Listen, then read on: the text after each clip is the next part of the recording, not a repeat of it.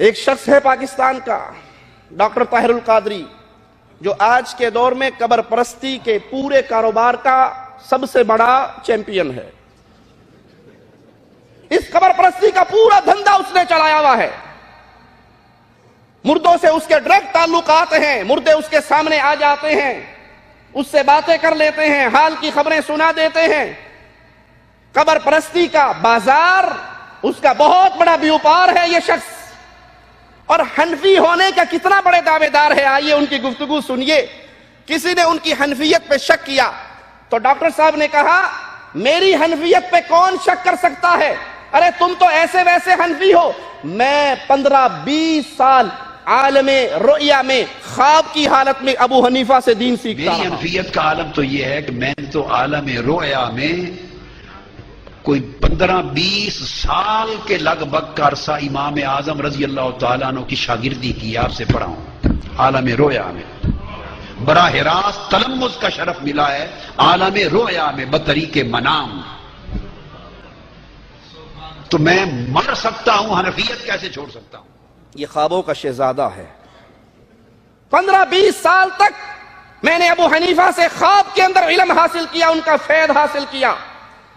یہ برمنگم میں خطاب کیا اور 3-4 مہینے کے بعد وہ حیدرآباد میں خطاب کرنے کے لیے پہنچے۔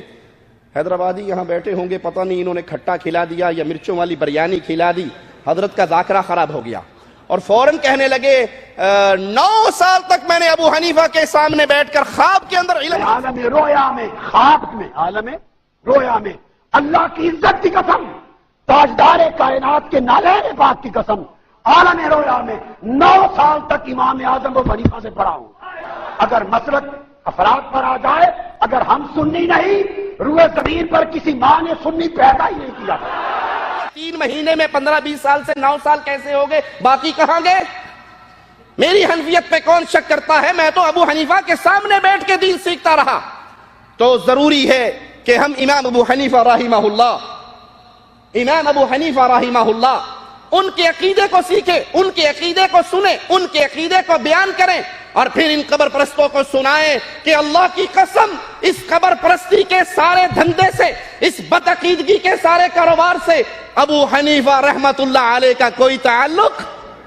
ابو حنیفہ اہل سنت کے امام تھے، جیسے امام مالک اہل سنت کے امام، امام احمد اہل سنت کے امام، امام شافعی اہل سنت کے امام، ابو حنیفہ اہل سنت کے امام تھے۔ اور ایک بات اور بھی بتا دوں، آج لوگ غیر مقلدیت کو بڑی گالی دیتے ہیں۔ غیر مقلد ایسے ہوتے ہیں، حالانکہ ہمارا نام غیر مقلد اور مقلد کی الٹ بھی غیر مقلد ہوتی ہے۔ ابھی دن ہے یا رات؟ دن ہے، اس کی الٹ کیا ہے جی؟ غیر دن تو نہیں ہے، دن کی الٹ غیر دن ہوگی نا، رات کی الٹ غیر رات۔ ایک صاحب مجھے فون کر کے اکثر میری نیکیوں میں اضافہ کرتے تھے اور گالی گلوچ دیا کرتے تھے، میں سنتا رہتا، بیچارے کو جواب دیتا رہتا اس کے مسئلوں کا، لیکن اس کا فون اٹھاتے غیر مقلد صاحب کیا حال ہے؟ میں تنگ آ گیا، انسان ہے آخر کیا کرے گا، کب تک سنے گا؟ میں نے کہا بھائی مقلد کے الٹ میں محقق ہوتا ہے، متبع سنت ہوتا ہے، غیر مقلد نہیں۔ نہیں تم نہیں مانتے، تم ہو غیر مقلد۔ میں نے کہا آپ انسان ہیں؟ کہتا جی میں انسان ہوں۔ میں نے کہا حیوان تو نہیں ہے نا؟ کہا نہیں۔ میں نے کہا غیر سور صاحب کیا حال ہے؟ کہا یہ کیا بدتمیزی ہے؟ میں نے کہا غیر انسان کا الٹ غیر انسان، آپ سور نہیں ہے تو غیر سور ہے، آپ شیطان نہیں ہے تو غیر شیطان ہے، آپ ابلیس نہیں ہے تو غیر ابلیس ہے۔ اس کے بعد الحمدللہ دوبارہ فون نہیں آیا۔ آپ کا یہ کاروبار ہے، آپ کا یہ دھندا ہے، آپ امام ابو حنیفہ رحمہ اللہ کے نام پہ یہ کاروبار کر رہے ہیں۔ غیر مقلدیت کو گالی دینے سے پہلے رکیے۔ اشرف علی تھانوی صاحب خود لکھتے ہیں کہ امام ابو حنیفہ غیر مقلد تھے۔ جادو وہ جو سر چڑھ کے بولے۔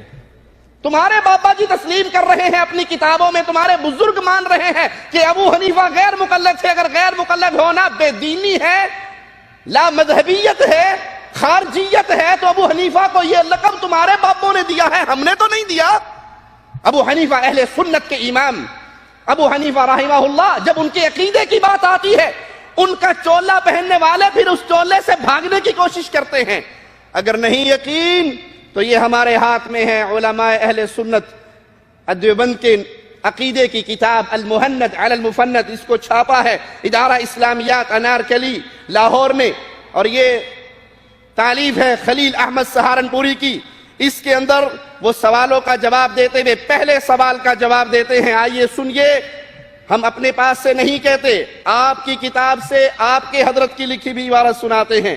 کہتے ہیں ہم جواب شروع کریں، اس سے پہلے جاننا چاہیے کہ ہم اور ہمارے مشائخ اور ہماری ساری جماعت فروعات میں مقلد ہیں امام اعظم ابو حنیفہ نعمان بن ثابت کے، اور اصول اور اعتقاد میں ہم پیچھے چلتے ہیں امام ابو الحسن عشری کے اور امام ابو منصور ماتوریدی کے، اور طریقہ ہائے صوفیہ میں ہم کو انتصاب حاصل ہے سلسلہ عالیہ نقشبندیہ، طریقہ زکیہ مشائخ چشت، اور سلسلہ قادریہ سہروردیہ، ہم ان کے ساتھ چلتے ہیں۔ صرف مسائل ابو حنیفہ رحمہ اللہ سے لیتے ہیں، عقیدہ ابو حنیفہ سے نہیں لیتے، ابو منصور ماتوریدی سے لیتے ہیں۔ ابو حنیفہ رحمہ اللہ کے عقیدے میں کیا خرابی تھی جو آپ نے ان کو چھوڑ دی؟ ایک طرف تو دعویٰ ہے کہ امام ابو حنیفہ رحمہ اللہ امام اعظم ہے، بھائی امام اعظم کے عقیدوں سے اختلاف کیا ہے؟ ان کو چھوڑ کے کسی اور کے در پہ عقیدہ سیکھنے کے لیے آپ کیوں گئے؟